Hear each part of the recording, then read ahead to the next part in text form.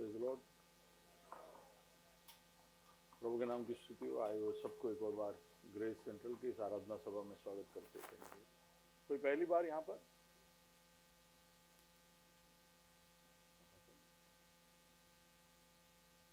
आइए तालियों के साथ उनका स्वागत करें।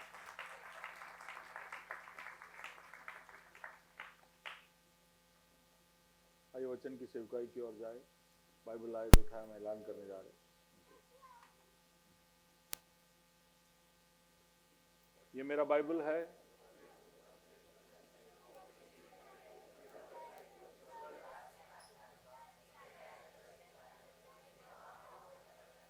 मेरे विचारों को जानते हैं, देश के लिए, समझाने के लिए, सुधारने के लिए, शिक्षा के लिए लाभदायक। मेरे वार का हथियार है, मेरे बचाव का रहस्य, मेरे पाँव के लिए दीपक है, मेरी राह के लिए उजियाला है। इसने दिखाया कि मैं क्या था, याद कराता है कि मैं क्या। ताजगी के लिए तत्पर हूँ, मैं इसकी छुटकारे के लिए बेटा हूँ, मैं इसे सुनने के लिए तैयार। हमारा खुदावन हमेशा हमेशा हमेशा हमेशा महिमा पाए, फजल और इत्मीनान।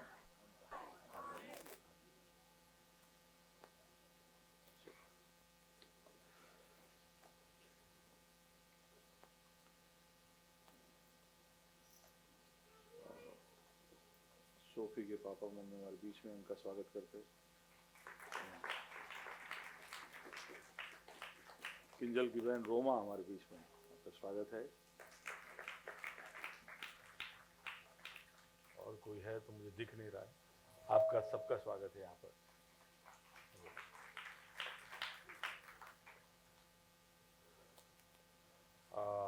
हर महीने हम कोशिश करते हैं कोई ऐसे एक व्यक्तित्व को आगे बुलाए जिसका ग्रेस में बहुत ही अनोखा योगदान है। शायद वो दिखाई नहीं देते, शायद आप उनका नाम नहीं जानते, लेकिन उनका योगदान अमूल्य है और हम उसको सराहते हैं, हम उनके लिए प्रार्थना करते हैं, हम उनकी तरफ देखते हैं और ये भी आशा रखते हैं कि उनकी सेवकाइयों से दूसरे लोग भी प्रेरित हो, या उनके जितने भी यत्न है उसको देखकर आपको प्रेरणा मिले। तो आज ऐसे ही दो व्यक्तित्व है, एक नहीं दो को मैं आगे बुलाना चाहूँगा, पर उनके बारे में परिचय, उनका सब उनकी बातें बताने के लिए मैं कहूँगा सुमित को जरा स्टेज पर आए। हाय, प्रेज द लॉर्ड। तो जैसे भैया ने बोला कि हर महीने हम ऐसे कुछ व्यक्तियों को, हमारे भाइयों को या बहनों को सामने बुलाते हैं और उनको सम्मानित करते हैं। उनका योगदान काफ़ी बार हमें दिखता नहीं है, लेकिन उनका योगदान महत्वपूर्ण है। तो आज मैं ऐसे ही दो बहनों के बारे में आपको बताने जा रहा हूँ, जिनके जीवन का भाग शायद मैं और एबिगेल पिछले लगभग 3 साल से हम लोग बहुत करीबी से उनको जानते हैं, बहुत करीबी से उनके जीवन में हम लोग शामिल हैं। आप लोग शायद उनको मतलब जानते ही होंगे, उमा बहन और सुमन बहन। तो उनके बारे में कुछ आज मैं आपको बताना चाहता हूँ। 2.5 साल पहले जब एबिगेल और मैं हम लोग एक घर ढूंढ रहे थे एक बाइबल स्टडी शुरू करने के लिए, तो सबसे पहले ये दोनों बहनें हैं जिन्होंने अपना घर खोला और हमने एक बहुत छोटा सा एक बाइबल स्टडी बोल सकता हूँ, लाइफ सेल नहीं बोल सकता हूँ, हमने एक बहुत छोटा सा एक बाइबल स्टडी उनके यहाँ पे हमने शुरू किया था। 3 ही लोग थे तब और हम लोग शायद 2023 का समय था जब हमने उनके यहाँ पे शुरू किया था। लेकिन अचानक से हमने देखा कि धीरे धीरे 3 का 5, 5 का 7, 7 का 10, 10 का 20 लोग आ रहे हैं हमारे उस बाइबल स्टडी में। तो काफ़ी समय हम लोग चकित हो जाते थे क्योंकि बैठने का जगह नहीं होता था। फिर हमें पता चला कि ये जो हमारी 2 बहनें हैं ये बहुत ही पावरफुल इवेंजलिस्ट्स भी हैं, बहुत ही सामर्थी सुवार्थिक हैं।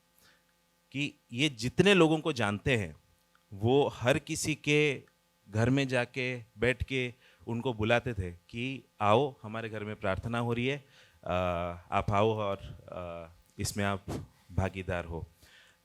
तो 2-3 लोगों से लेके एक समय था, जैसे मैंने आपको बोला कि 30-40 लोग, घर में बैठने की जगह नहीं होती थी। और वो इसके लिए आते थे क्योंकि उमा बहन और सुमन बहन जाते थे उनको बुलाने के लिए।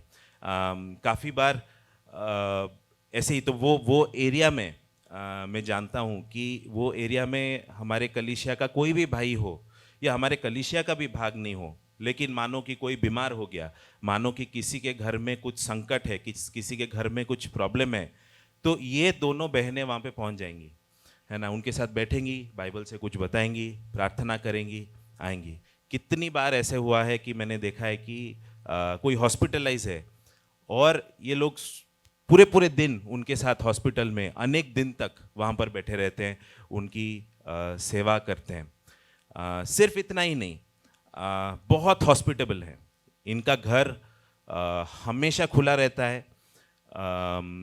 जैसे मैंने आपको बोला, एक समय था जब 40 लोगों को वो खाना खिलाते थे लाइफ सेल में, और मुझे उनको बोलना पड़ा कि रहने दो अभी मत करो नाश्ता। लेकिन बहुत हॉस्पिटेबल है, आप कभी भी इनके घर में जाओ, इनका घर खुला है आपके लिए।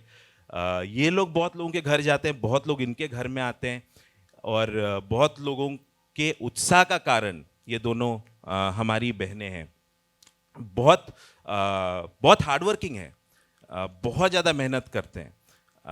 ये सारा काम वो इसलिए नहीं कर पाती क्योंकि और कोई उनका घर का काम कर रहा है। 12-12 घंटा, 14-14 घंटा काम करने के बाद ये उनकी सेवकाई करती हैं क्योंकि वो परमेश्वर से प्यार करते हैं।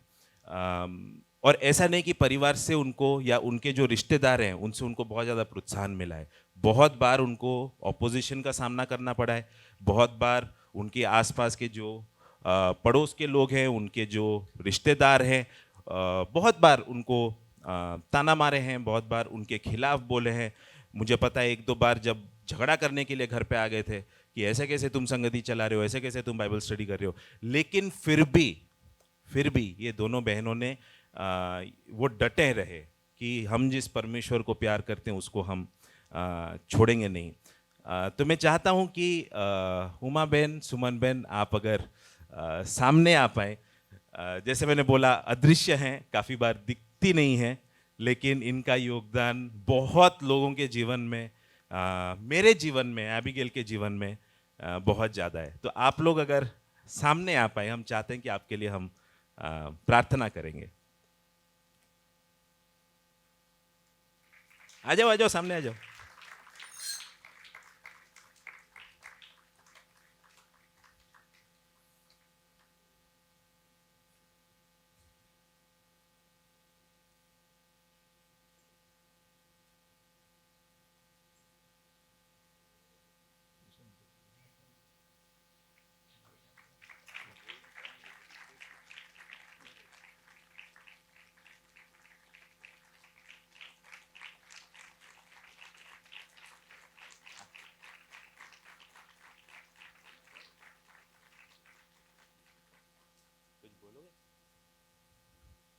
सबको जय मसीह। हमारी नहीं कोई औकात है, प्रभु की सिर्फ महिमा हो। प्रभु सबको हासिल दे। मैं देख रहा था कि जब सुमित इनको बता रहा था, इनके बारे में बता रहा था, तो सुमन बहन सीट के अंदर अंदर अंदर घुसते जा रहे थे। वो कभी भी आगे आना नहीं चाहती, पीछे रहकर प्रभु के लोगों को, प्रभु के कलीसिया को बल देती है, उसको दृढ़ करने के लिए मेहनत करती है, दिल बड़ा रखती है। सुबह 5 बजे उठकर अपने पति के होटल के तैयारी में जुट जाती है, रात तक। इस सब के बीच में वो हमेशा प्रार्थना, प्रभु के वचन को सुनने और प्रभु के बारे में बताने में एकदम। और उमा वो बहन है उसकी जो दूसरे माँ को पैदा हुई थी। दोनों ऐसे जुड़े हुए हैं कि कहीं भी आप इन दोनों को साथ में देखोगे। और वो भी प्रभु का एक कार्य है। प्रभु का वचन कहता है कि हम सबको ऐसा एक भाई मिलेगा, हम सबको ऐसा एक दोस्त मिलेगा जो भाई से भी ज़्यादा करीब हो, है ना। तो प्रभु का वचन है ऐसा। तो इनको एक बहन मिल गई, सॉरी एक दोस्त मिल गई जो बहन से भी ज़्यादा करीब हो। और दोनों बड़े हिम्मत के साथ दोनों है, इसलिए एक दूसरे को प्रोत्साहित करते रहते हैं, प्रार्थना करते रहते हैं और हिम्मत कर कर प्रभु के लिए पराक्रम का काम कर रहे हैं। जब ये लोग के वहाँ पहली बार सुमित को मैंने भेजा, मैंने कहा उमा बहन के वहाँ ज़रा मिल के आओ। मैंने तभी नहीं सोचा था कि वहाँ पर आगे क्या होने वाला है, लेकिन सुमित एक बार गया, दूसरी बार गया, थोड़े समय में पता चला कि वहाँ पर लगभग 2 अलग अलग इलाकों में 40 से 50 लोग हर हफ्ते एकत्रित होते हैं, केवल इन दोनों की बदौलत, इनके मेहनत के कारण। जैसे उन्होंने कहा कि प्रभु ने उनको बल दिया, तो प्रभु इनका इस्तेमाल करें। हम चाहते थे कि आप लोग देखें, आप साधारण लोग हो तो भी आप क्या हो, आप राजदूत हो। आप जहाँ खड़े रहोगे वहाँ पर अंधकार के राज्य को झुकना पड़ेगा, आमेन। आप जहाँ कहीं भी कदम रखोगे वहाँ पर अधोलोक की फाटकों को हटना पड़ेगा, तो प्रबल नहीं होगी, आमेन। और ये 2 बहनें उसकी गवाह है।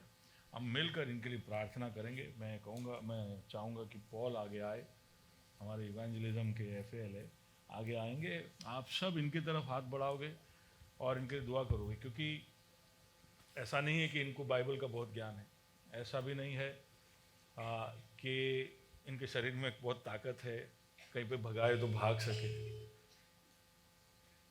पर प्रभु इनको सुरक्षित रखे, क्योंकि वो इलाका में उस इलाके के अलग अलग खतरे हैं, वहाँ पर रिस्क है, लेकिन फिर भी कई सारे धमकियों के बावजूद वो प्रभु के लिए खड़े रहने के लिए कमिटेड है, प्रतिबद्ध है। तो आइए उनको प्रभु के हाथों में सौंपते, उनके परिवार के लिए प्रार्थना करें, उनके पति, उनके बच्चों के लिए प्रार्थना करें, उनके व्यवसायों के लिए प्रार्थना करें। या पॉल, आप लोग हाथ बढ़ाएं उनकी तरफ। आमीन, प्रेज़ द लॉर्ड। प्रभु धन्यवाद करते हैं, उमा बहन सुमित बहन के लिए प्रार्थना करते हैं। परमेश्वर, जिस तरह से तूने इनको इस्तेमाल किया है परमेश्वर, एक स्टीवर्डशिप के साथ उन्होंने तेरे राज्य के लिए परमेश्वर जो काम करते आए हैं, उसके लिए धन्यवाद करते हैं प्रभु। खास करके हम उनके परिवारों के लिए प्रार्थना करते हैं, उनके व्यवसाय के लिए प्रार्थना करते हैं परमेश्वर, घर में उस परिवार के हर एक मेंबर्स के लिए प्रार्थना करते हैं परमेश्वर, तुमको सुरक्षा प्रदान करना, उनके व्यवसाय में परमेश्वर तेरे आशीष की बरकत को देख पाए, इसे हम प्रार्थना करते हैं। खास करके परमेश्वर इनकी ज़िंदगी के, इनके काम के द्वारा परमेश्वर हम कलीसिया जो है इसमें से सीख पाए, ऐसे हम प्रार्थना करते हैं। साधारण से लोगों को तू देखकर परमेश्वर चुनकर असाधारण काम करने वाला परमेश्वर है प्रभु। हम प्रार्थना करते हैं परमेश्वर, इनके जीवनों से हम इनके जैसे जो भी तूने छोटी सी बात जो तेरे से ग्रहण की है, जो पाया है, उसको उन्होंने सच्चाई के साथ उस परमेश्वर उसको बोने की कोशिश की है परमेश्वर, वो कर परमेश्वर प्रतिफल तू देता आया है, हमने देखा है, इसके लिए हम धन्यवाद करते हैं परमेश्वर। इनके जीवनों में तू काम करना है, इसी प्रार्थना करते हैं।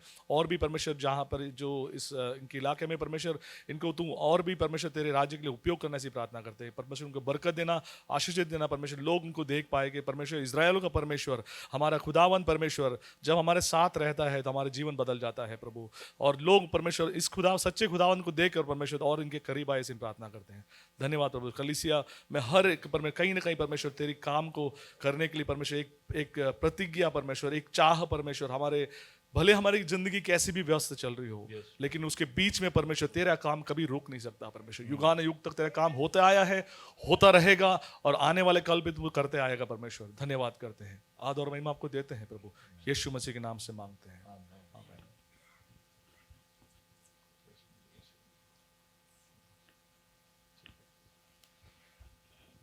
जरूर इनसे मिलना, मुलाकात लेना, बात करना, हिम्मत बढ़ाना और प्रार्थना करना कि प्रभु उनको प्रभु के आत्मा से अभिषेक दे। आइए वचन के और जाते हैं। हम देख रहे थे राजा के साल में एक प्रभु यीशु अगर राजा है तो हमारी प्रतिक्रिया सबसे पहले अधीनता की होगी, और दिन प्रतिदिन अधीनता में हम आगे बढ़ेंगे तो उसको निष्ठा कहते हैं। प्रभु की तरफ हम निष्ठा दिखाएंगे, लेकिन जब हम निष्ठा दिखाते हैं तो हम स्वयं से, पाप से, शैतान से मुंह फेरते, यानी कि दुश्मनी हम मोलते। तो दुश्मनी की वजह से अनिवार्य हो जाता है कि हमें सुरक्षा मिले। तो ये मैं बताते जा रहा हूँ हम अभी तक क्या क्या सोचते आ रहे हैं। तो अधीनता के बाद निष्ठा की वजह से सुरक्षा जरूरी हो जाता है। आज अभी हम गा रहे थे, छिपने का स्थान है यीशु। प्रभु सुरक्षा देता है। लेकिन पिछले हफ्ते मैं आपसे एक सवाल पूछ रहा था कि प्रभु अगर आपको सुरक्षा दे रहा है तो केवल आप सुरक्षित रहो और आपकी जिंदगी आराम से जीते रहो, इसके लिए वो सुरक्षित रखता है? क्योंकि दूसरी तरफ प्रभु का वचन आपको राजदूत बुलाता है। राजदूत यानी एक अन्य देश में उस राज्य का प्रतिनिधि। तो अगर आप राजदूत हो और आपके ऊपर कोई भी तरह की समस्या आए तो संसार के जो देश है वो क्या करते हैं? राजदूत के ऊपर कोई भी तो राजदूत को वापस बुला लेते, उस राजदूत को उस खतरे वाले इलाके में रखते नहीं। हम पर जब समस्याएं आती है तो हमारा राजा क्यों हमको वापस नहीं बुला लेता? हम कई बार मांगते हैं राजा से कि राजा जल्दी उठा ले, तू जल्दी लौट कर आ जा। हम जब परेशानियों के बीच में फंस जाते हैं तो कई बार इस तरह की एक पुकार हमारे अंदर से उठती है कि प्रभु तू जल्दी से लौट कर आ, या मेरे इस बुरे दिनों को छोटा कर दे। लेकिन कई बार हमें उठाता नहीं, वो परेशानियों के बीच में रखता है, हमें सुरक्षित रखता है और वापस इस संसार में भेजता है। इसलिए नहीं कि हम फिर आराम से जिए, पर हमने पिछले हफ्ते देखा कि अगर वो हमें सुरक्षित रखता है तो उसके पीछे उसका एक हेतु है, उद्देश्य है। आपका मिशन अभी भी जारी है। You are in an active mission field, और इसके लिए वो आपको वापस बुलाता नहीं। अगर आप उसके राजदूत है तो वो चाहता है कि आप वहां पर कुछ और कार्यों को करें, तो आप उसका दाहिना हाथ बने। आप उसके उद्देश्य को जहां कहीं भी प्रभु ने आपको रखा है वहां पर पूरा करने वाले बने। तो दाहिना हाथ, मैंने कहा हैंड ऑफ द किंग, आप प्रभु के दाहिने हाथ हो, प्रभु के हाथ हो। इसका मतलब हाथों से हम क्या करते हैं? हाथों से हम बांधते हैं, बनाते हैं। हम चंगाई का कारण ये हाथ बन जाता है, सुरक्षा का कारण ये हाथ बन जाता है, सेवा का कारण ये हाथ बन जाता है। तो हम प्रभु का हाथ बने, जहां कहीं भी प्रभु हमें भेजता है वहां पर ये सब करें। लेकिन अगर हम हाथ है तो भी ऐसा हो सकता है कि हम कुछ गलतियां करें। प्रभु के हाथ है, प्रभु ने हमको प्रभु के दाहिने हाथ के रूप में नियुक्त किया है, लेकिन फिर भी कई बार हम उसको रियलाइज नहीं करते, हम उसको मानते नहीं, हम उसको हमारे जीवन में स्वीकार करते नहीं। और कई बार इसकी वजह से जो प्रभु हमसे अपेक्षा रखता है उसको हम कर नहीं पाते। कई बार हम एक ऐसे हाथ हो जाते हैं जो लकवा पीड़ित है। हम प्रभु के दाहिने हाथ है लेकिन हाथ को लकवा हो गया है। तो लकवा पीड़ित हाथ में क्या होता है? क्या होता है डॉक्टर्स बताए? हाँ, बेकार हो जाता है। क्या हो क्या रहा है? लेकिन कहाँ गए डॉक्टर्स? कोई दिख नहीं रहा है, सब ड्यूटी पे। हाँ, बल नहीं होता है। लेकिन क्या बल तो उसमें नहीं है, लेकिन फिर भी क्या हो क्या रहा है वहां पर? सेंसलेस हो जाता है। पर उसको सेंस मिल रहा है कि नहीं? आदेश मिल रहा है उसको आदेश मिल रहा है, उसको आदेश मिल रहा है, लेकिन वो आदेश के अनुसार कुछ कर नहीं पा रहा है, क्योंकि उसके आजू बाजू के जो पुर्जे है जो उस आदेश का पालन करने के लिए उसकी मदद करे, हाथ का मदद करे। तो क्योंकि आपको लकवा हो गया है, आपके हड्डियां, आपके मसल सब कोऑपरेट नहीं कर रहे। तो यहां से आप सोच रहे हो, दिमाग ऑर्डर दे रहा है, हिल, उंगली खोल, ऑर्डर मिल रहा है उसको, लेकिन वो कुछ कर नहीं रहा है। जैसे हम में से कई लोग, हमको पता है कि प्रभु ने हमको बुलाया है, हमारे सामने कई बार ऐसे मौके दिखे हैं कि जा कर, बोल, सुना तेरी गवाही, कुछ कर, यहां पर प्रार्थना कर, इस व्यक्ति को तू उठा, ये निराशा में इसको प्रोत्साहित कर। ये आदेश हमको मिलते हैं, लेकिन हमारा हाथ क्या है या हम क्या है? हेलो, हम लकवा पीड़ित है, हम हिलते नहीं वहां पर। हम सोचते रहते हैं कि यार हमारा हाथ हिलता ही नहीं। वो डर की वजह से होगा या दोष की वजह से होगा। तू क्या बोलेगा? तेरा जिंदगी का तो कोई ठिकाना है नहीं, तू क्या बोलेगा? हाँ, या तू खुद जिस पर विश्वास नहीं करता है वो क्या दूसरों को बताएगा? कई सारी आवाजें हैं जो हमें सुनते हैं, और इसकी वजह से हाथ ऐसा ऐसा ऐसा करता है जैसे कि उसे लकवा हो गया है। यूहन्ना 15 और उसका 5 हमें याद दिलाता है कि हम उसके बगैर कुछ नहीं कर सकते। Isn't it? Where is it? Yeah, where are you? मैं दाखलता अरे हूँ। ऐसा कंफ्यूज मत करो यार, इधर उधर हो जाते हो। ओके, मैं दाखलता हूँ। तुम डालिया हो हाँ जो मुझ में बना रहता है हाँ और मैं उसमें, वह बहुत फल फलता है, हम्म। क्योंकि मुझसे अलग होकर तुम कुछ भी नहीं कर तुम सकते। मुझसे अलग होकर कुछ नहीं कर सकते। हम उससे जुड़े हुए हैं और वो चाहता है कि हम उससे जुड़े रहे, और वो जब आदेश दे तो कुछ करे। तुम मुझसे अलग होकर कुछ नहीं कर सकते, उसका मतलब है कि तुम जुड़े रहो और कुछ करो। जब मैं आदेश देता हूं तो वो करो। आप सर से जो ऑर्डर मिलता है हाथ को, वो हाथ उसको फॉलो करे। साम्स 127 वर्स 1, बहुत वर्सेस। ओके, यदि घर को यहोवा ना बनाए हाँ। तो उसके बनाने वालों का परिश्रम व्यर्थ होगा। तो ऑर्डर लेना जरूरी है, क्योंकि अगर यहोवा के ऑर्डर के अनुसार आप चीजें नहीं करते हैं, यहोवा के कहने के अनुसार नहीं करते, तो वो काम व्यर्थ है। आप घर भी बनाते हो तो अगर उसमें यहोवा शामिल नहीं है या उसके आदेश के अनुसार आप नहीं कर रहे हो तो वो व्यर्थ है। लेकिन दूसरे एक जगह पर पौलुस इस तरह से कहता है, 1 कोरिन्थी 2 और उसका 21, आंख हाथ से नहीं कह सकती हाँ। मुझे तेरी आवश्यकता नहीं। आंख हाथ से नहीं कह सकती कि मुझे तेरी आवश्यकता नहीं है, या हाथ आंख से नहीं कह सकती। कहने का मतलब कोई भी अंग दूसरे अंग के विषय में ऐसा नहीं कह सकता है कि मुझे उसकी जरूरत नहीं है। तो जब सर आदेश देता है हाथ को कि कुछ कर, दिमाग जब आदेश देता है तब कुछ कर, और हाथ हिलता नहीं है, तो कहीं ना कहीं हाथ इस तरह से कह रहा है कि मुझे कहां कुछ करने की जरूरत है, या मुझे और कोई अंग की जरूरत नहीं है, मुझे कोई जरूरत नहीं है। लेकिन हाथ आंख से नहीं कह सकता और आंख हाथ से नहीं कह सकता, और इस तरह से कोई भी अंग दूसरे अंग से नहीं कह सकता कि मुझे उसकी जरूरत नहीं। कई बार हम इसलिए प्रभु के लिए काम नहीं करते क्योंकि हम ऐसा सोचते हैं कि इनसे मेरा क्या लेना देना, ये समुदाय से मेरा क्या लेना देना, ये लोग से मेरा क्या लेना देना, मेरे को इनकी जरूरत नहीं है, ऐसा हम सोचते हैं। कलीसिया के अंदर भी जब मदद करना हो किसी का तो हम ऐसा सोचते हैं कि मुझे उनकी क्या जरूरत है। पर प्रभु का वचन कहता है कि तुम अगर शरीर के भागों का रखवाली नहीं करते हो तो कहीं ना कहीं तुम लकवा पीड़ित हो, तुम्हें लकवा हो गया है। और तुमको मैंने इसलिए नहीं सुरक्षा दी, इसलिए नहीं छुपा के रखा कि तुम जब आदेश मिले तो तुम ऐसा कहो कि मेरा उससे क्या वास्ता, मेरे को उसमें क्या तकलीफ है, उसको हुआ होगा, मुझे क्या, मैं नहीं जानता उसको। कुछ ऐसे अंधकार है जहां पर सिर्फ आप ही पहुंच पाओगे, कुछ ऐसे अंधकार है जहां पर सिर्फ आपकी रोशनी पहुंच पाएगी। आप समझ लीजिए, संसार में कुछ ऐसे लोग हैं जिसको केवल आप ही पहुंच पाओगे। उनके जिंदगी में शायद आप एक ही एक मसीह होंगे जिनको वो अपनी पूरी जिंदगी के दरमियान मिलेंगे। ठीक है, आप एक ही मसीह थे जो उसको भटके और आपने भी कुछ बोला नहीं। उसके पास एक ही मौका था कि वो सुसमाचार के बारे में सुने या वो अपने उद्धार के लिए कुछ करे, लेकिन आपने कुछ बोला नहीं। प्रभु कई बार मुश्किल परिस्थितियों में हमको रखता है और हम उसका बहाना बनाते हैं कि भैया आपको पता है लोग कितने दुष्ट हो चुके हैं, वो समाज कैसा है, ये कितना भ्रष्टाचार है, कितनी अनैतिक चीजें हमारे चारों ओर हो रही है।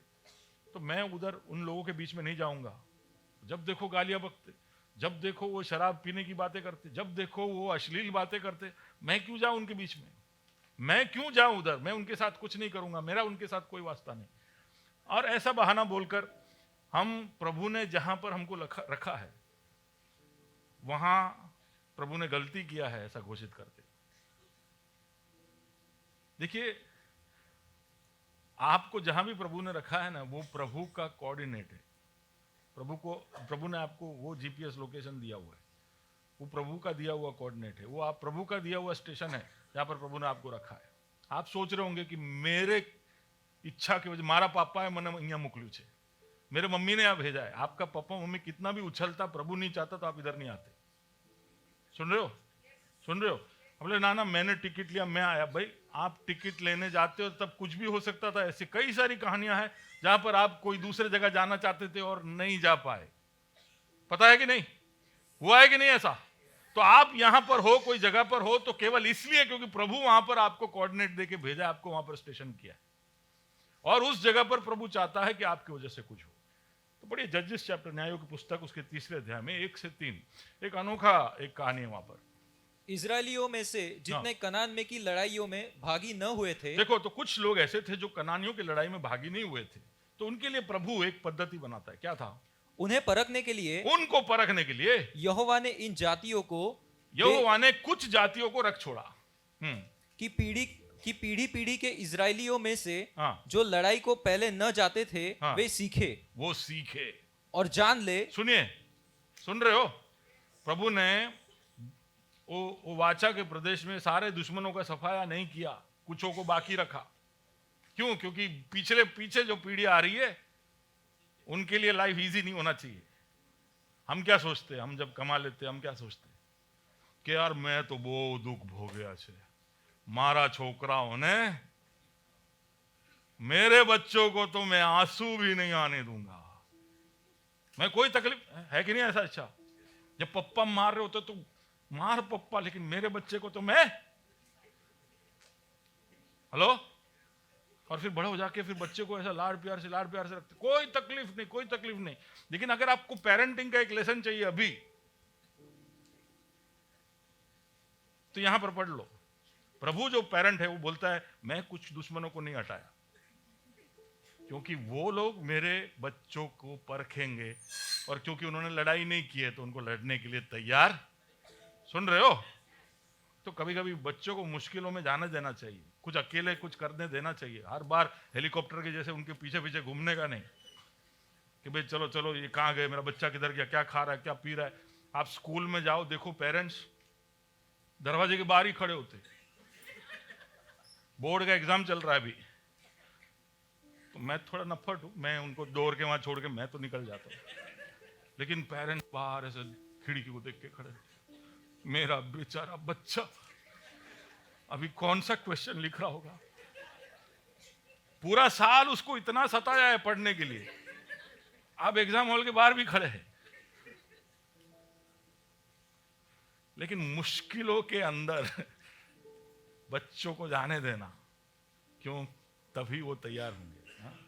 तो प्रभु इसलिए कि तुम्हें लकवा ना हो जाए, तुम्हें मुश्किलों के बीच में रखता है ताकि तुमको लड़ना पड़े। प्रभु चाहता है कि जब वो आपको कहीं रखता है तो आप उसके हाथ बनो, दाहिना हाथ। दूसरा एक ब्लंडर, एक भूल, एक गलती जो हम हाथ होकर करते, वो ये है कि देखिए हम तो साधारण लोग हैं, हम साधारण लोग हैं, प्रभु का कार्य करने के लिए प्रभु ने कुछ लोगों को चुना है, कुछ अनॉइंटेड, कुछ कॉल्ड, कुछ अलग किए हुए अभिषिक्त लोग हैं, उनका कार्य है प्रभु के राज्य को बढ़ाना। हम तो पूरा हाथ नहीं, हाथ के ऊपर का भाग है या हाथ का एक छोटा सा हिस्सा है जहां कोई दिखता नहीं है, ये है, ऐसा कुछ भी बोल के छुप जाते हैं। दिखने वाले जो लोग हैं उनका काम है, हम तो साधारण लोग हैं, we are the civilian hand. हम क्या करेंगे? हम फाइनेंस करेंगे। आवाज करो बोलो, पास्टर पैसा चाहिए, पास्टर तुम्हारे कोई प्रोजेक्ट है तो को पैसा देके फाइनेंस करके सोचेंगे कि भाई प्रभु ना, और बोलेंगे पण बनी सके ना तो टाइल्स ऊपर कोतरेन नाम लगाई देजो दीवार पर। कोई हॉल में जाते हैं तो वहां लिखा होता है चिमन भाई मेकवान, रुपया 5000। देखा ऐसा? खुशी है उसमें। कुछ लोग पंखों में नाम घूम, कुर्सियों में नाम। प्रभु का वचन कहता है तो दाहिना हाथ जब देता है तो, वैसे चिमन भाई मैकवान कोई नहीं हो, कोई ढूंढने नहीं जाना ठीक है, और है तो माफ कर देना भाई, मैं ऐसे ही नाम बोला। ओके, तो कहां थे हम? दाहिना हाथ कुछ काम करे तो बाएं को पता ना चले। पहला पत्रस 2 और उसका 9 कहता है कोई छुटकारा नहीं हमारे पास। क्या कहता है? पर तुम एक चुना हुआ वंश, तुम एक चुने हुए वंश हो, और राजपदधारी याजकों का समाज, और तुम चुने हुए वंश, राजपदधारी याजकों का समाज पवित्र इत्यादि हो। लोग। मध्यस्थता करना तुम सबका काम है, तुम सब याजकगण हो, कोई भी खास नहीं है। ये नए नियम के अंदर आने के बाद हम सब फंस गए। एक बाजू हम सब नए नियम की वजह से स्वर्ग पहुंच पा रहे, लेकिन नए नियम की वजह से हम सब के ऊपर लेबल लग गया। क्या लग गया? तो बाजू वाले को देखकर कहो, राजपद्धधारी याजक। तो बोलिए प्रेज द लॉर्ड। अरे उसके आंखों में देख के बोलिए।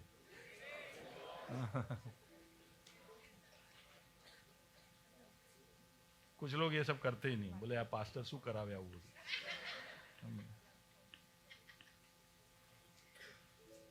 पर थोड़ा आपको एहसास हो इसलिए कभी कभी ये सब करवाते हैं कि भाई हाँ हाँ बराबर છે, મારા માટે છે। कोई તમને કહે याजक साहब, पालक साहब, हाँ बोल सकते हैं पालक साहब, बाजू वाले को बोल सकते हैं, क्योंकि प्रभु का उद्देश्य है, कॉलिंग है। आप बने कि नहीं वो दूसरी बात, लेकिन प्रभु चाहता है कि आप एक याजक बने। यानी उसका मतलब है कि छुटका नहीं है, आप साधारण नहीं हो और साधारण याजक भी नहीं हो, राजपद्धधारी, चुने हुए। और क्या है, दो और चीजें है ना वहां पर, पवित्र लोग और परमेश्वर की निज प्रजा। और परमेश्वर की निज प्रजा, नीच नहीं।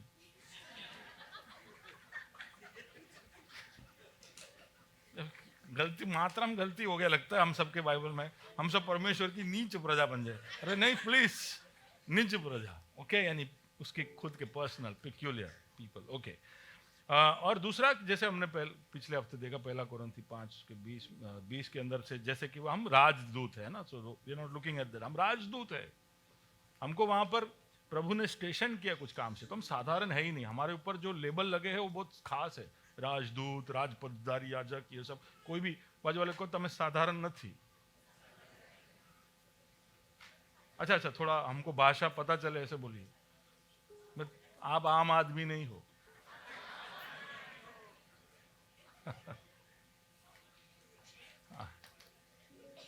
आम आदमी जेल से बाहर आ गया। अब वो आम नहीं है, ओके। उससे याद आया, हमारे अनिल भाई को वीजा मिल गया। कल जा रहे, 6 महीने के अवधि के बाद, आम आदमी जैसे अनुभव से होकर गुजरने के बाद, अब वो एक खास अनुभव के लिए लौट के जा रहे। ओके। तीसरा, कभी कभी एक जो गलती हमसे हो जाता है वो ये है कि हम भ्रमित, डिल्यूशनल, जिसमें ऐसा सोच है कि हम तो साधारण है, पर प्रभु का कार्य करने के लिए फुल टाइमर होना जरूरी है। क्या? पूर्ण समय के सुसमाचार में फुल टाइम, पार्ट टाइम करके कुछ है नहीं करके फुल टाइमर होगा। तो ऐसे बहुत सारे चर्चेस है जहां पर ऐसा सोचते हैं कि प्रभु का कार्य जो करता है उसको दूसरा कोई कार्य नहीं करना चाहिए, क्योंकि दूसरा कोई करने से वो अपवित्र हो जाता है, या वो जो ऐसा मिक्स वाला काम नहीं करने का। या तो तुम दुनिया का काम करो या तो, पर ऐसा है ही नहीं। नए नियम में ऐसा कुछ नहीं है। पुराने नियम में लेवियों के गोत्र को अलग होना पड़ता था और उसके खास कारण भी थे, लेकिन अब ऐसा नहीं है। अब हम राजपद्धधारी अधिकारी भी है और हम राजदूत भी है और हम चरवाहे भी है, हम बहुत कुछ है, हमें बहुत कुछ सौंपा है, बहुत कुछ एक साथ करना है। तो हम फुल टाइम शायद नहीं हो पाएंगे, प्रभु के लिए ही काम अगर हो पा रहे हो तो अच्छी बात है, लेकिन ऐसा जरूरी नहीं है कि आप फुल टाइम काम करो, पार्ट टाइम भी कर सकते हो। और पार्ट टाइम जो कर रहा है उसको नीचा मत देखिए, भले वो 2 घंटा कर रहा हूं। हमारे सुमन और उमा जैसे लोग कुछ ही चंद समय के लिए ही प्रभु के लिए करते हैं, लेकिन उसका असर बहुत बड़ा है और वो प्रभु के समय से ही ऐसा होता आ रहा है। तो जब हम लूका 10 और उसका 18 देखेंगे तो प्रभु 70 लोगों को भेजता है, 70 लोगों को यरूशलेम के, इजराइल के अलग अलग गांवों में, इलाकों में भेजता है, 70 लोगों को। अब उसमें से 12 लोग फुल टाइमर थे, 12 लोग फुल टाइमर थे, जो चेले उसके, पतरस, यूहन्ना, याकूब इत्यादि। बाकी के 58 कौन थे? वहां पार्ट टाइम, बोले बाजू वाले को, पार्ट टाइम थे। यानी जितने फुल टाइमर है उससे 5 गुना पार्ट टाइमर थे। कितने हैं? सुन रहे हो? तो कम से कम इतना तो हो ही सकता है इक्वेशन। तो और वो पार्ट टाइमर में कौन कौन थे? धंधा करने वाले लोग, व्यवसाय करने वाले लोग, हाँ, और मच्छी पकड़ने वाले लोग, और टैक्स कलेक्टर, और औरतें। ये सब प्रभु के सेवकाई में शामिल थे। यीशु मसीह का सेवकाई ही पार्ट टाइमर्स की वजह से चलता था, क्योंकि उसको देखिए सेवकाई करने के लिए भी क्या चाहिए, क्या चाहिए? पार्ट टाइम नहीं, क्या चाहिए? क्या चाहिए?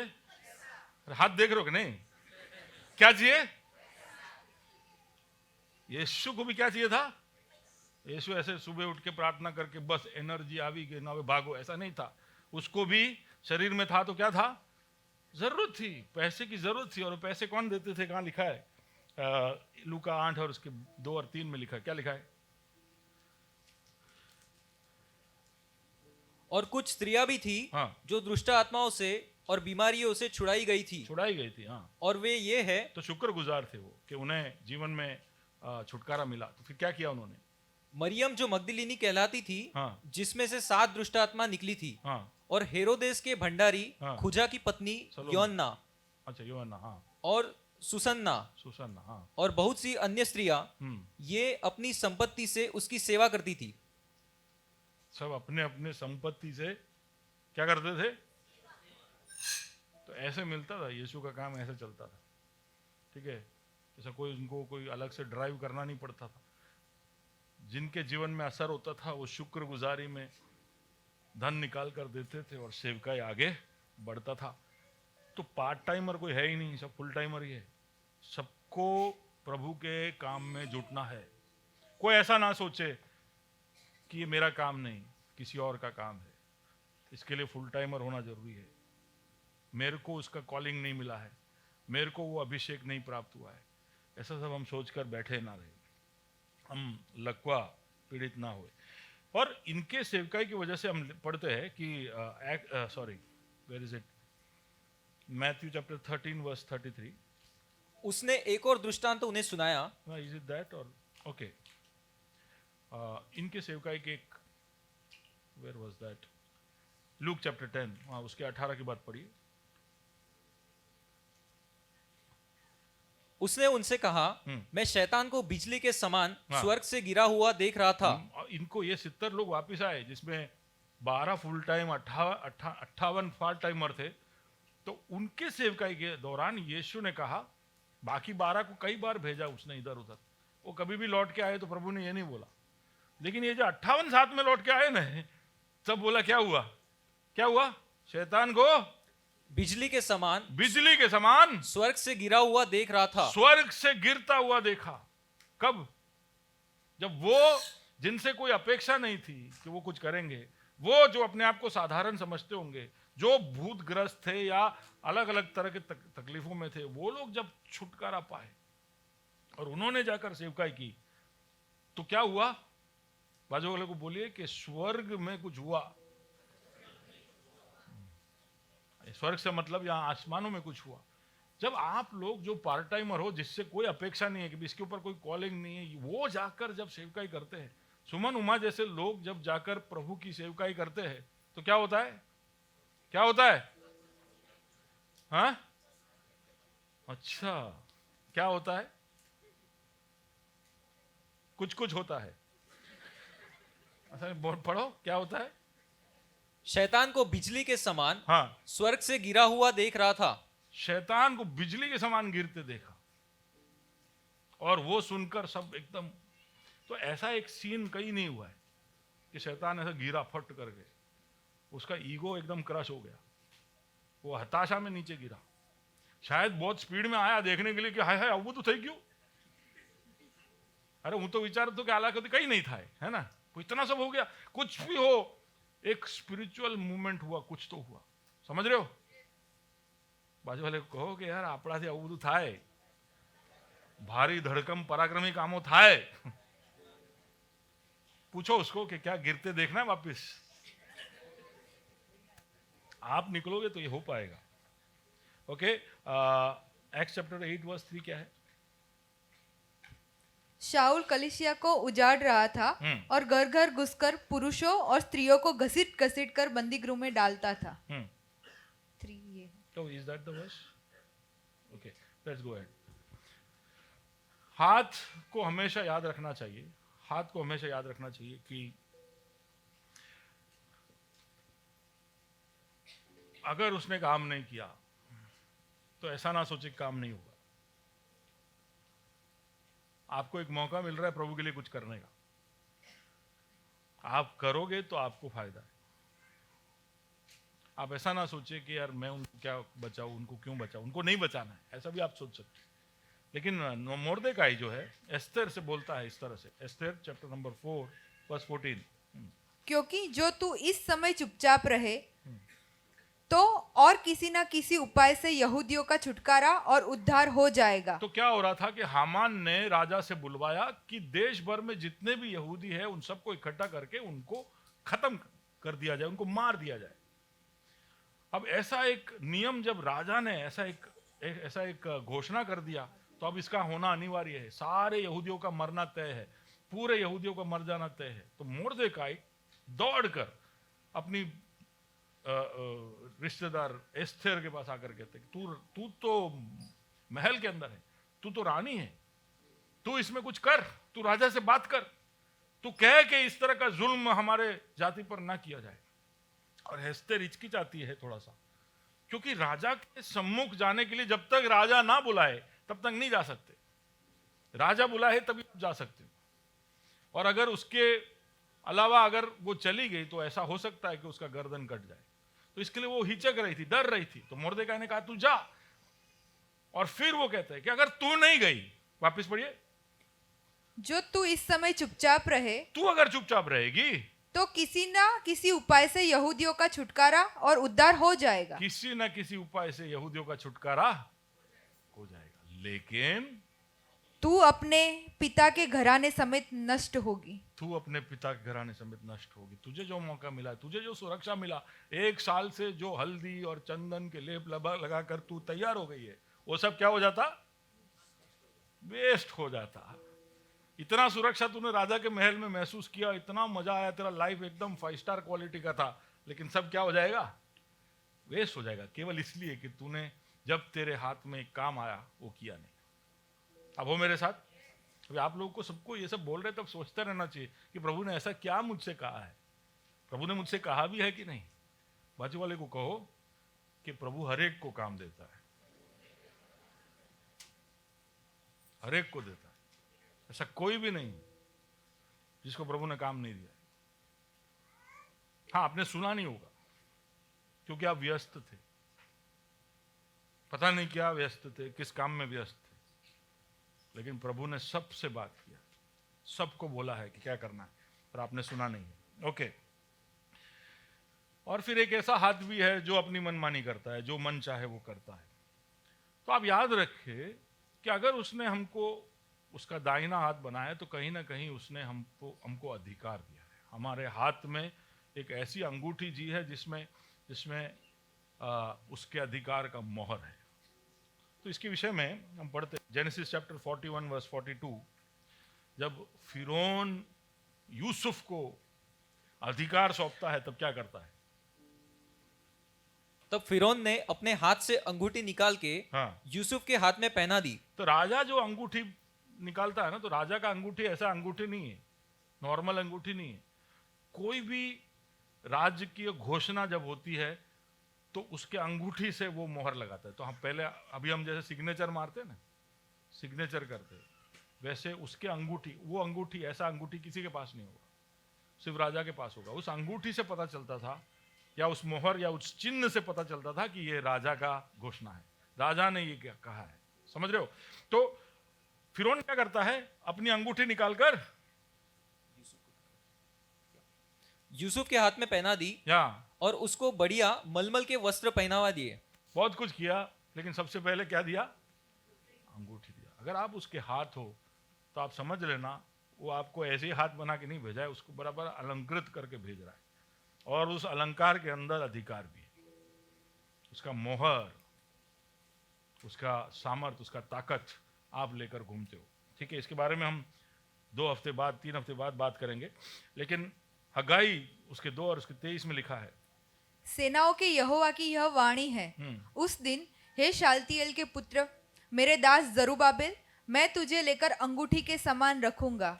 यहोवा की यही वाणी है, मैं तुम्हें अंगूठे के समान रखूंगा। तो वहां पर इंग्लिश में उसको और स्पष्ट रूप से कहा है, सिग्नेट रिंग, ऐसा अंगूठी जो राजा के अधिकार का मोहर लेकर, तो मैंने वो अंगूठी का एक थोड़ा चित्र, एक इलस्ट्रेशन वहाँ रखा है कि किस तरह का मोहर हो सकता है। अलग अलग राजाओं के अलग अलग निशानी थे, लेकिन यहोवा जरूब्बाबेल से कहता है कि उस दिन मैं तुम्हें अलग करूंगा और मेरी अंगूठी मैं तुम्हें बनाऊंगा, तुम बनोगे अंगूठी। So I have lost the visuals. Okay okay, तो हमारा काम है कि स्वर्ग का हस्तक्षेप साधारण परिस्थितियों में करवाना। तो हम अगर उसके हाथ है और हम कहीं पहुंचते हैं, तो उसका मतलब है कि हमें सबसे पहले विश्वास करना होगा कि हम जहां भी पहुंचते हैं ना, वहां कुछ अलग होता है। हम कुछ अलग ही, अच्छा आज के भाषा में बोले तो अभी का आजकल ये बहुत यूज करते हैं, ऑरा। बोलिए जरा, ऑरा। अभी 5 साल पहले ऐसा था, वाइब्स। 5 साल पहले वाइब, ये दुनिया ऐसे अक्षर शब्द बदलते रहता है। बोले कि वहां पे गए तो बहुत वाइब्स था, वाइब्स। अभी बोलता है ऑरा था, ऑरा। जो भी बोलो, ऑरा, वाइब, जो भी बोलो, आप कहीं भी पहुंचते हो तो ये सब होता है। बोलो वाइब्रेशन भी होता है, बोलिए रोशनी भी होता है, असर होता है। आप स्वर्ग के राज्य के अंग हो और आप कहीं भी पहुंचते हो तो वहां पे हलचल होता है। आप बोलोगे क्या कोई हलता नहीं, બધા એમના काम, ऐसा नहीं बोल रहा हूं। वो लोग अभी भी भजिया खाते रहेंगे, तंबाकू दबाते रहेंगे, वो सब करते रहेंगे, लेकिन आपके वहां पहुंचने से स्वर्ग में नोट किया गया क्या पेलो पहुंची गयो त्या। सुन रहे हो? अब पेलो क्लास में पहुंचो, प्रोफेसर को कोई असर नहीं पड़ रहा है, लेकिन आपके वहां पहुंचने से स्वर्ग नोट कर रहा है, क्योंकि आप वहां के नागरिक हो। आप you carry a different spirit.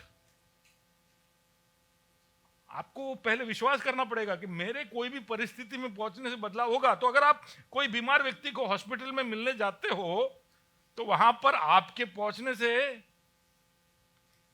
कुछ होगा।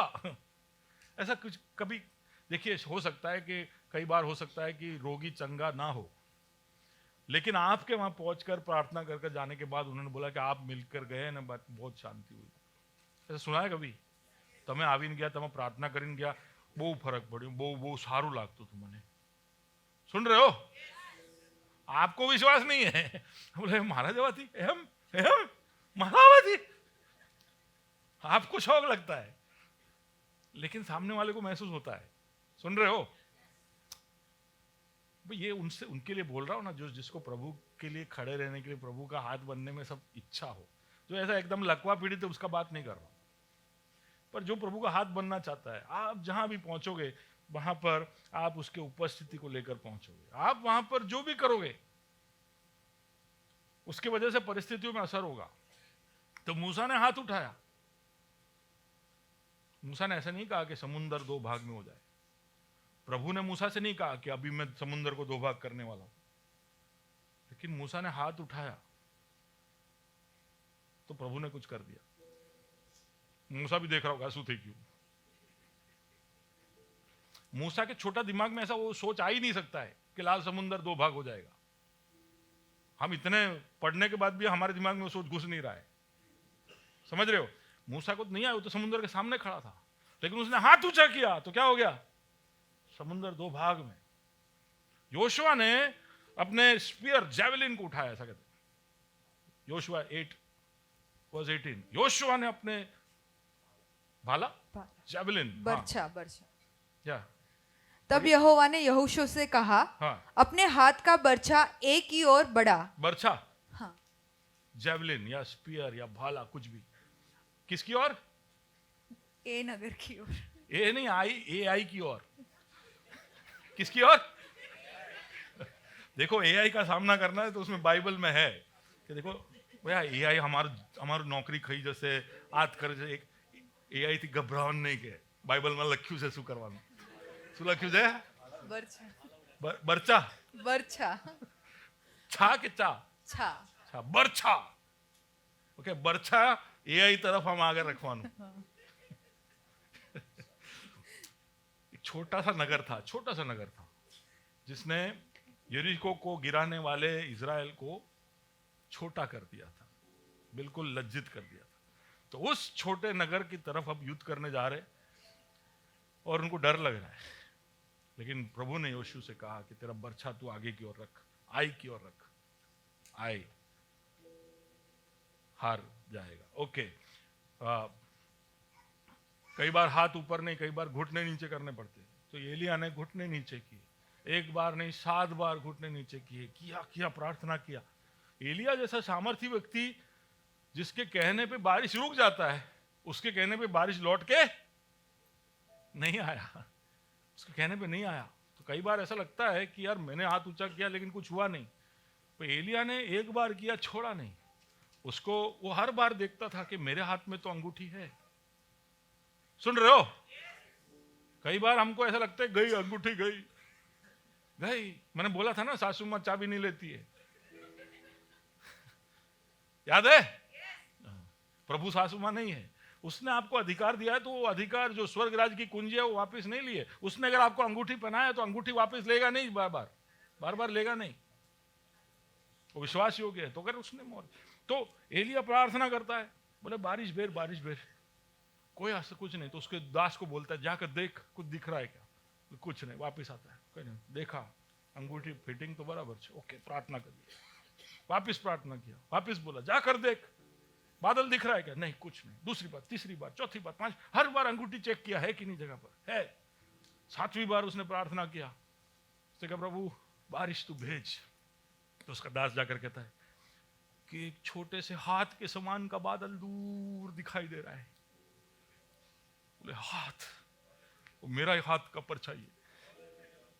देखो प्रभु का सेंस ऑफ ह्यूमर देखो। तुमको तुम्हारे हाथ होने पर शक है, प्रभु बोलता है बादल जो हाथ के रूप में तुम्हें दिखाई देगा। हालेलुया। और वहां पर बारिश होता है क्योंकि तुम प्रभु के अंगूठी हो। और ऐसे ही पतरस और यूहन्ना भी उस लंगड़े से कहता है कि तू खड़ा हो जा, सोना और चांदी मेरे पास नहीं है।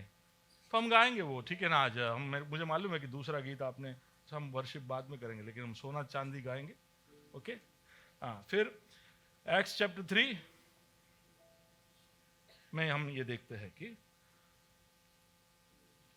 जहां पर हम अधिकार के साथ खड़े रहते हैं, वहां पर हमारे ऐलान करने से बहुत कुछ हो जाता है। सुन रहे हो?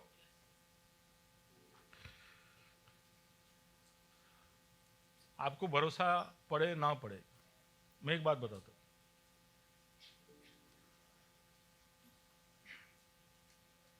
कि सीजी रोड पे एक बंगला है, बहुत बड़ा बंगला है। आज से 30 साल पहले मैं वहां जाकर खड़े रहा, मैं बोला ये चर्च के लिए चाहिए। आजू बाजू के सारे बंगले बिके, वो बंगला वहीं है ना, वो बेच पा रहा है, वहीं पे, और हमको भी नहीं मिला।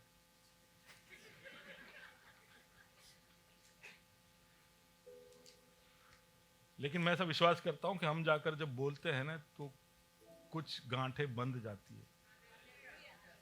हो सकता है हमको ना मिले, तो अभी मेरे को प्रभु रियलाइज करवा दे कि जा गांठ खोल दे, तेरे को नहीं दूंगा मैं, पर उसको तो बेचने दे।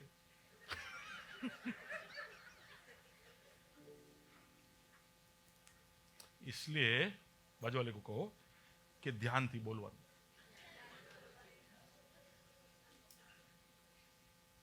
તમે જે બોલશો એ થઈ જશે। हम बोलते हैं नक्कामा, ये वो सब बोलते हैं ना कि त्यारे क्यारे तारू सारू नहीं थाय, बोलते ऐसा, गुस्सा हो जाते थे, बोलते बहुत कुछ। मत बोलो ऐसा। खास कर प्रभु ने जहां पर आपको अधिकृत किया है, तो जैसे माँ बाप हो तो बच्चों के लिए कभी ऐसा अनाप शनाप नहीं बोलना, गुस्से में भी नहीं, क्योंकि आपने बोल दिया तो गांठ बन जाएगा। ऐसा हुआ, मैं नाम नहीं लूंगा, लेकिन हमारे कलीसिया के एक मेंबर के साथ ऐसा हुआ कि उसके बचपन में उसके बाप ने गुस्से में उसको शराब दे दिया। शादी के कई सालों बाद भी उसको बच्चे नहीं हुए। हम सब प्रार्थना कर रहे हैं। एक दिन प्रभु के आत्मा ने बताया कि इसको बोल कि इसके बाप के पास जाए और इसका बाप इसके सर पे हाथ रखे और उसको आशीष दे। बहुत मुश्किल था उसके लिए, क्योंकि बाप बेटा आपस में बात नहीं करते थे। इतना उनको, उसको जाके ऐसा बोलना कि प्रभु पापा आप मुझे ब्लेस करके प्रार्थना करो, उसको उतना बोलने के लिए महीने तक सोचना पड़ा। तो एक दिन उसने हिम्मत किया, जाकर पापा से बोला, पापा मैं चाहता हूं कि आप मेरे सर पे हाथ रख के मुझे ब्लेस करो। बहुत रोना धोना सब हुआ। आखिर में पापा ने रो कर उसको आशीषित किया। 1 साल के अंदर उसके हाथ में एक बच्चा था। मैं ऐसा समझता हूं कि हमारे कहने से कई बार कुछ गांठें बंध जाती है। अधिकार और सामर्थ हमारे अंदर है, तो हम भूले नहीं कि हम वो अंगूठी लेकर चलने वाले लोग हैं। ओके, आज ये खत्म होगा नहीं, क्योंकि मेरे पास 1 नहीं, 2 नहीं, 3 नहीं, 4 नहीं, 5 नहीं, 6 नहीं, 7 पॉइंट है। तो हम देखते हैं, हम शायद अगले हफ्ते इसको कंटिन्यू करेंगे। एक आध तो बोल दे। ओके, तो अगर आप उसके हाथ हो तो आप पर प्रभु की बड़ी अपेक्षा है, आपसे बहुत अपेक्षा है। तो ये 7 काम वापस बताता हूं। सबसे पहला उसका अपेक्षा आपसे क्या है कि आप स्वर्ग के राज्य के प्रभाव को बढ़ाने में कार्यशील। आप जहां भी जाओ तो स्वर्ग का राज्य वहां पर आपकी वजह से पहुंचे। अगर आप उसके हाथ हो तो आपको इसलिए नहीं छुपा के रखा है कि आप बाहर निकलो और फिर जाके ऐश की जीवन जियो। आपको इसलिए छुपा के रखा है ताकि आप बाहर निकलो ना तो प्रभु के राज्य के प्रभाव को फैलाओ। उसके राज्य में बहुत सारी बातें हैं, लेकिन उस प्रभाव को फैलाना जरूरी है। दूसरा कि दुष्ट के कामों को आप नाश करो। Destroy the works of the evil one. आप ऐसे ही घूम नहीं सकते कि मारे सु लेवा देवा, मैं तो प्रभु जोड़े बात करूं, मैं दुष्ट ने जे करो करवा दो। ऐसा नहीं कर सकते। दुष्ट के सामने जाना पड़ेगा। कई बार काम करोगे तो दुष्ट सामने आएगा और तब आपको उसके साथ लड़ाई करने जाना पड़ेगा। आप ऐसे नहीं बोल सकते कि नहीं मेरा ये काम नहीं है। आपको पता है कि कई सारे चिन्ह चमत्कार पराक्रम करने के लिए प्रभु ने कहा कि मैं मेरी आत्मा तुम्हें दूंगा। आत्मा तो आप अगर समझ लो चंगाई तो एक वरदान है। किसी के लिए प्रार्थना करना और वरदान उसका चंगाई वरदान की वजह से होता है। चिन्ह चमत्कार भी वरदान के द्वारा मिलता है। लेकिन ऐसा एक चीज है कि ये चिन्ह उनके पीछे पीछे आएंगे जो विश्वास करते हैं। तो ऐसा एक चिन्ह है जो हम सब के पीछे आ सकता है, जिसके लिए वरदान नहीं चाहिए, केवल विश्वासी होने की वजह से आता है।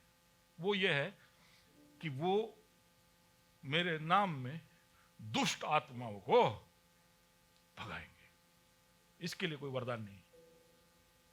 क्यों? क्योंकि ये हर स्वर्ग के राज्य के बच्चे का अधिकार है। सुन रहे हो? ऐसा कोई वरदान नहीं है कि तुम्हें कुतराउन भगाओ सो। कहने का मतलब आप काम करने जाओगे, आप कहीं भी जा रहे होंगे तो रास्ते में ना भाव भाव भाव भाव भाव, क्या भाई तेरे को क्या तकलीफ है, मैं जा रहा हूं कहीं पे, भाव भाव भाव। तो उसके लिए स्पेशल अधिकार नहीं चाहिए उसको भगाने के। समझ रहे हो? आप काम करने जाओगे तो भोगने वाले आएंगे, आपके सामने काम करने वाले आएंगे, लेकिन वहां पर आपको अधिकार दिया गया। क्या है? बाजू वाले को देख के कहो, हल्या अधिकार तारा पास है। बोलो, हाँ बेचारा धनी बहन ने कहो आया अनिल भाई कहो जय जरा क्या है, वो उसको इधर उधर देख रहा है। अधिकार के जिनिल है तेरे पास अधिकार? क्या है? जिनिल बोलता है यही एक चीज है जो मुझको कभी नहीं मिला। क्या? अधिकार। लेकिन है भैया, तेरी बीवी या बच्चे माने ना माने, लेकिन दुष्ट आत्मा मानेंगे। उस बात में तू बल पा।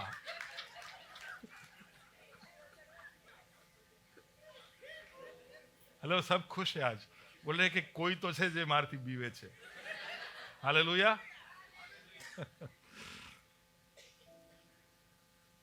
तो ये काम है जो हम सबको करना है, तो destroy the works of the evil one. Okay, तीसरा कि प्रभु के चरित्र को, पिता परमेश्वर के चरित्र को हमें दर्शाना है, दूसरों के सामने व्यक्त करना है कि प्रभु कैसा है। तो लोग हमें देखेंगे और उसको देखेंगे। हमारे द्वारा प्रभु को पहचानेंगे। तो ये एक उद्देश्य उसके हाथ होने की वजह से हमें करना है। चौथा, हमें लोगों को चेला बनाना है। यहां पर थोड़ा एक्टिव रोल है।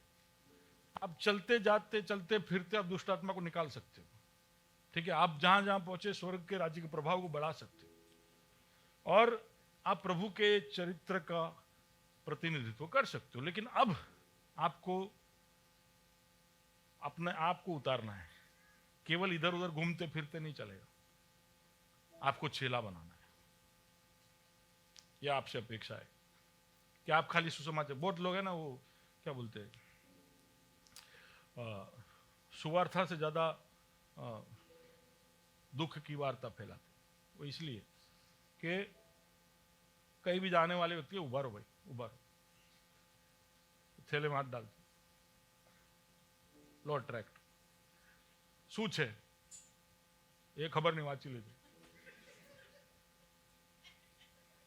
कुछ लोग होते हैं जो समझाते, आओ हूँ समझाओ। कुछ लोग होते हैं जो सिर्फ अपना जवाबदारी निभा रहे, फिर आके कहते आज खबर से કેટલા ટ્રેક વેચ્યા 50। अरे पण કેટલા જોડે વાત કરી તે, એમાં વાત શું કરવાની आप। वो बेचारा उसके ऊपर अब मोहर लग जाता है, आने ट्रैक में ले ली અને એને વાંચીને ફેંક દીધી, એના પર પડીકું નાખીને દબાઈને ખાઈને જતો રહ્યો, ટ્રેક ફેંકીને જતો રહ્યો, ટ્રેક ઘરે લઈને આલમારી મૂકી દીધું, વાંચ્યું નહીં। कुछ लोग વાંચ્યું કીધું આ બધું શું, આ કઈ સમજ પડતી नहीं, फेंकी દીધું। बहुत सारे ट्रैक्ट ऐसे सिंग चना खा रहे होते लोग। आपने मोहर लगा दिया किसी के ऊपर कि भाई इसको मिला था इसने लेकिन विश्वास नहीं किया। तो अगर आप सुसमाचार किसी को दे रहे हो तो आप उसी को देना जिसके साथ आप थोड़ी देर बैठ सकते हो, उसकी वेदना को समझ सकते हो, उसके दुख में आप शामिल हो सकते हो और फिर उसको सुसमाचार दो। उसका दुख क्या है पता नहीं, ले भाई सुख, उसके जीवन की तकलीफ उसको नहीं समझाते हो और बोलते हैं बहु मजा आवशे, बहु मजा आवशे। कहीं नहीं, तमारे पोता मजामां नथी, तमे भी झोला लईने फरो छो, पर वो जिम्मेदारी है सर पे कि सुवार्ता फैलावो छे। सुवार्ता बहु मारा पर जिम्मेदारी है, पर इतना बोझ प्रभु ने भी नहीं, एटलू बोझ, एटलू बोझ हमारा ऊपर है। बिठाओ, सुसमाचार सुनाओ। प्रभु ने कहा जा जा जाकर ये राज्य के समाचार सुनाओगे, वहां पर उनको सिखाओ और उनको चेले बनाओ। क्या बनाओ? चेले बनाओ। क्या बनाओ? वही बोला ना। Okay, thank you boss. कौन था पता नहीं, संदीप तेरा बेटा था? हो लियो, लियो द लायन। चेले बनाओ। चौथा, चेले बनाओ। पांचवा कि आप संसार के लिए मध्यस्थता करो, इंटरसीड फॉर द वर्ल्ड। सिर्फ हमारे लिए नहीं, हमारे परिवार के लिए नहीं, हमारे रिश्तेदारों के लिए नहीं, संसार के लिए। बड़ी जिम्मेदारी। प्रभु चाहता है कि ईरान में युद्ध चाले छे, तो प्रभु का अपेक्षा है कि ईरान युद्ध ना लीधे मारा लोग प्रार्थना करशे। आपने प्रार्थना कर रहे, प्रभु प्रभु पहला एलपीजी बधा त्याथी रिलीज थाय, भाव बहु वधी गया सिलिंडर ना, 400-500 रुपया ऑन चाले, आटला बधा नहीं पैसा। ये हमारा प्रार्थना, हमारी चिंता है कि एलपीजी पहुंच जाए। ये नहीं कि ईरान पे बम्बार्डिंग हो रहा है, ये नहीं, आप समझ पा रहे हो। लेकिन प्रभु की अपेक्षा यह है कि आप उसमें कुछ कर पाओ या ना कर पाओ। तो कल समीर भाई आपने भेजा शायद ना कि संसार भर के लोगों ने तय किया है कि वो जहां भी होंगे वहां पर 1 मिनट तो अलग अलग समय है, अलग अलग देशों में अलग अलग समय। और मेरे ख्याल से वो दुनियादारी लोग ही है, चर्च के लोग नहीं थे शायद। अच्छा, आपका एक ग्रुप है, कंपनी के रिलेटेड कुछ है, देखो दिव्य भास्कर, यानी ऐसा नहीं चर्च के लोग हैं, हाँ संसार के लोग हैं, और वो लोग बोल रहे कि हम सब, और उन्होंने एक ऐतिहासिक घटना भी बताई कि कई सालों पहले एक जगह पर ऐसा युद्ध चल रहा था, तो वहां के लोगों ने 1-1 मिनट प्रार्थना की, उनको जो पता था उधर प्रार्थना की, तो वहां पर उस रात को युद्ध नहीं हुआ। तो उस विश्वास में अभी ये लोग ने कहा है कि हम सब जहां कहीं भी है अपने 1 मिनट खड़े रहेंगे और प्रार्थना करेंगे। एक मिनट मैगी कुक हो जाए उससे पहले आपका प्रार्थना खत्म। अब ये चर्च नहीं है, ये साधारण लोग हैं और उनका विश्वास है, उनका विश्वास है। एक जगह पे एक चर्च के सामने ना किसी ने बार खोला, चर्च के सामने बार खुल गया, तो चर्च वाले को आया क्या, गुस्सा। और चर्च वाले गुस्सा आते क्या करते हैं, उपवास के साथ प्रार्थना।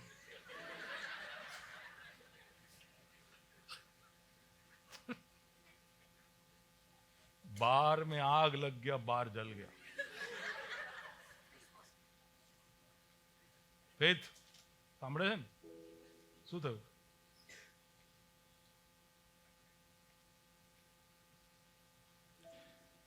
बार वाले को खबर मिला कि चर्च वाले ने उपवास की घोषणा की कि आग लग जाए इसलिए, तो उन्होंने जाके केस किया कि आ चर्च वालाए षड्यंत्र रच्યું છે કે અમારા માટે આ લોકોએ પ્રાર્થના કરી એટલે બારમાં આગ લાગી। ચર્ચ વાળાને વકીલ રખા, એવું કોઈ દી ના બને। અમે આવું કંઈ કર્યું જ નથી કે વિશ્વાસ કિસકા જ્યાદા है?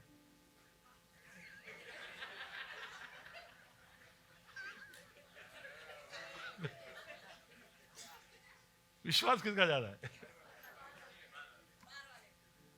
बाहर वाले का और बाहर वाले का, दोनों का विश्वास हमसे ज्यादा है।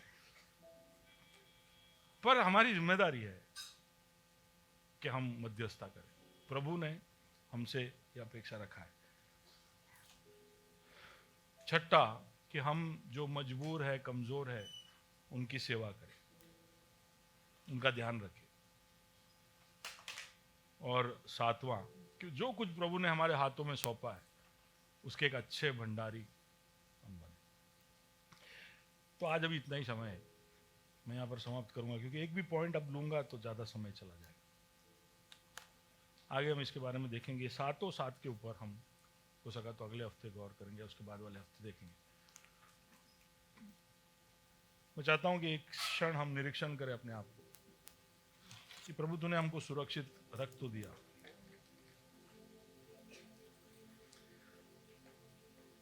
और तूने हमें अपना दाहिना हाथ ठहराया है, पर क्या उस दाहिने हाथ के अनुसार हम साबित हो रहे हैं?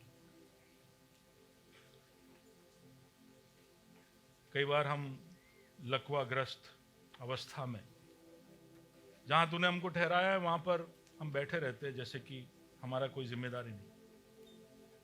हम अपने आप को साधारण कहते हैं, थोड़ी बहुत जिम्मेदारियां इधर उधर निभाकर हम सोचते हैं कि हमने तेरे लिए बहुत कुछ कर लिया। हम राह देखते हैं कि दूसरे लोग इस भार को उठाए, लेकिन प्रभु जी तूने हमें ठहराया है जानबूझकर अलग अलग जगहों पर।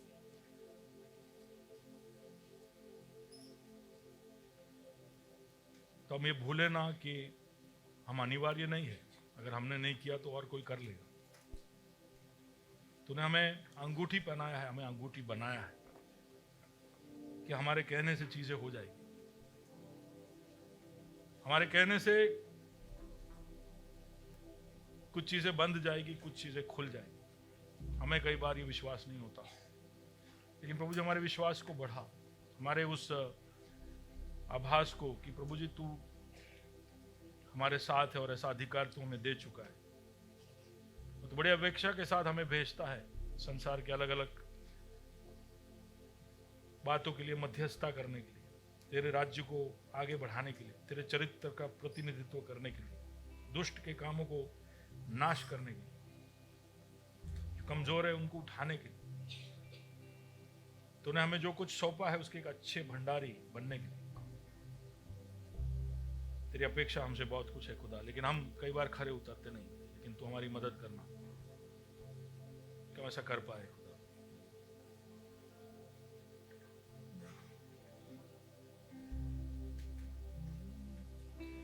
मेरा खुदा है मेरा खुदा मानते मेरा खुदा है महान, गाओ संग मेरे, वो है महान, सब देखेंगे उसे, वो है कैसा महान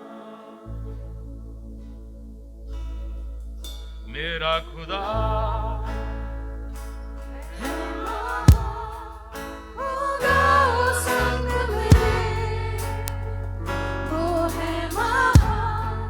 सब देखेंगे उसे, देखेंगे वो है कैसा महान।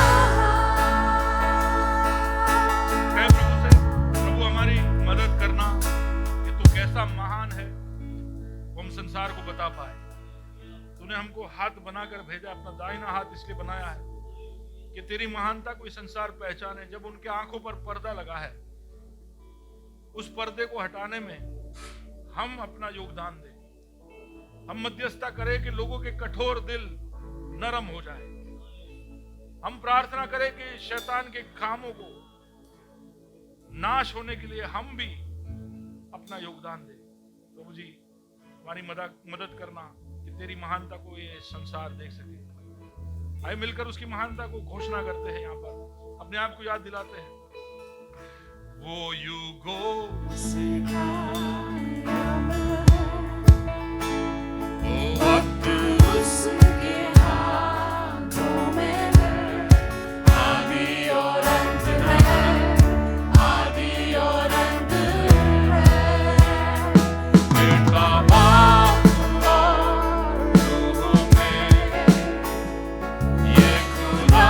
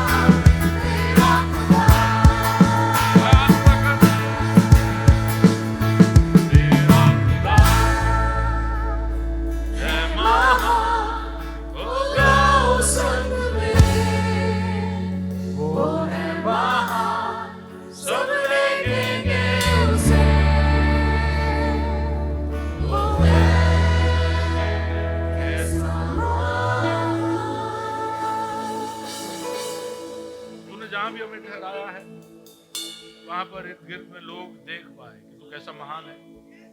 इसके लिए तू हमारा इस्तेमाल कर। हम भूले नहीं कि तू राजा है और तेरे सामने हर घुटने एक दिन टिकेंगे, हर जुबान ये मानेगी कि तू कौन है, तू प्रभु है। उस दिन से पहले कुछ और लोगों तक प्रभु जी तेरे छुटकारे को, तेरे सुसमाचार को पहुंचाने के लिए हमारा इस्तेमाल करना। कई लोगों के तकलीफ, परेशानी, बीमारी और बंधनों में उनको आराम पहुंचाने के लिए तो हमारा इस्तेमाल करना। कई रोगी चंगे हो, कई तकलीफ में जो लोग हैं वो उसमें से बाहर निकले। अद्भुत पराक्रमी कार्य हमारे द्वारा प्रभु जी हमारे इर्द गिर्द में हो, चिन्ह चमत्कार हो प्रभु।